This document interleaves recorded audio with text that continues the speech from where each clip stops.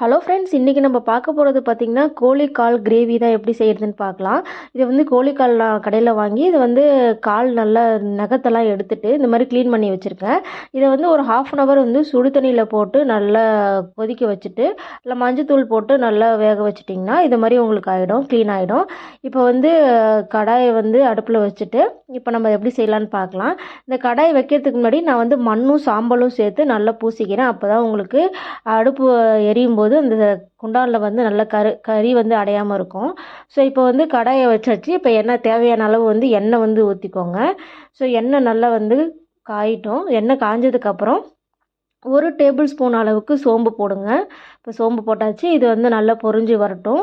சோம்பு நல்லா பொரிஞ்சு வந்ததுக்கப்புறம் ஒரு 10 வெங்காயம், சின்ன வெங்காயம் வந்து கட் பண்ணி வச்சுருக்கேன். சின்ன வெங்காயம் வந்து ஆட் பண்ணிக்கோங்க. அப்போ தான் டேஸ்ட்டாக இருக்கும். சின்ன வெங்காயம் போட்டால் தான் எப்போவுமே வந்து இது மாதிரி கிரேவிக்கெலாம் நல்லா டேஸ்ட்டாக இருக்கும் பெரிய வெங்காயத்தை விட. இது நல்லா பொன்னிறமாக வர வரைக்கும் நல்லா வந்து வதக்கி விட்டுக்கோங்க. ஸோ இது வந்து எங்கள் வீட்டு கிராமத்தில் தான் நாங்கள் எடுத்தோம்.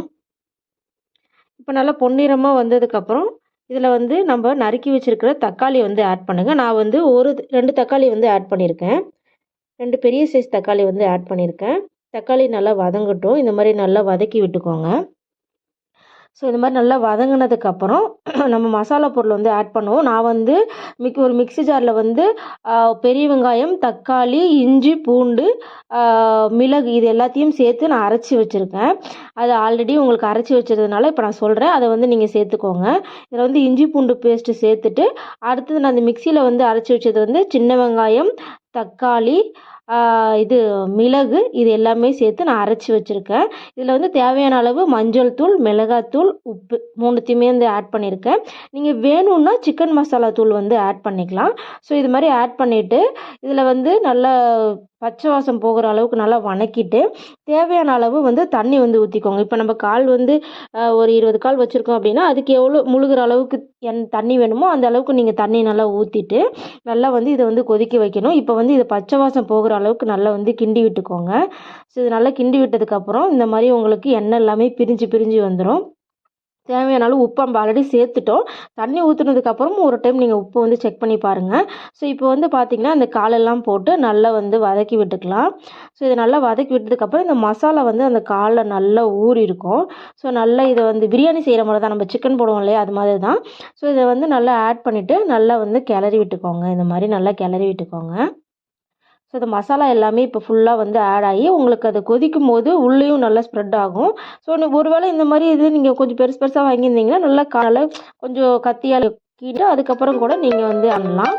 இதுக்கப்புறம் நல்லது கிளறி விட்டுக்கோ. இந்த மாதிரி உங்களுக்கு எண்ணெய் எல்லாம் பிரிஞ்சு வந்துடும்.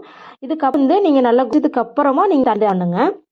இது வந்து அந்த இஞ்சி பூண்டு பேஸ்ட்லாம் வச்சுருந்தேன் இல்லையா அது தண்ணி தான் ஊற்றுறேன். ஸோ நீங்கள் வந்து தேவையான அளவு வந்து இதுக்கப்புறம் தனியாக வந்து ஆட் பண்ணணும். இது நல்லா ஃபஸ்ட்டு கொதிக்கட்டும். நல்லா கொதித்து இந்த மாதிரி உங்களுக்கு பச்சை வாசம்லாம் போனதுக்கப்புறம் எண்ணெய் நல்லா பிரிஞ்சு வந்துடும். அதுக்கப்புறமா நீங்கள் தண்ணியெல்லாம் ஆட் பண்ணுங்கள். ஸோ அடுப்பில் நல்லா வேக வச்சுட்டு இந்த மாதிரி நீங்கள் பார்த்தீங்கன்னா அது எல்லாமே வெந்து வந்துடும். இந்த மாதிரி குழம்பு பதத்துக்கு உங்களுக்கு கிரேவி பதத்துக்கு வந்துடும். இது நீங்கள் தோசைக்கு, ரைஸுக்கு எல்லாத்துக்குமே ஊற்றி சாப்பிட்லாம். இது கண்டிப்பாக உங்கள் வீட்டில் ட்ரை பண்ணி பாருங்கள். உங்களுக்கு செஞ்சு பார்த்துட்டு உங்களுக்கு இது பிடிச்சிருக்கா என்ன ஏதுன்னு கமெண்ட் பண்ணுங்கள். மறக்காமல் நம்ம சேனலை சப்ஸ்கிரைப் பண்ணிடுங்க. ஓகே ஃப்ரெண்ட்ஸ், இது மாதிரி செஞ்சு பார்த்துட்டு உங்களுடைய டேஸ்ட் எப்படி இருக்குன்னு எனக்கு கொஞ்சம் சொல்லுங்கள். உங்களுக்கு தேவைப்பட்டதுன்னா மல்லித்தழை வந்து ஆட் பண்ணிக்கலாம். கொஞ்சம் வாசமாக இருக்கும். Thank you friends.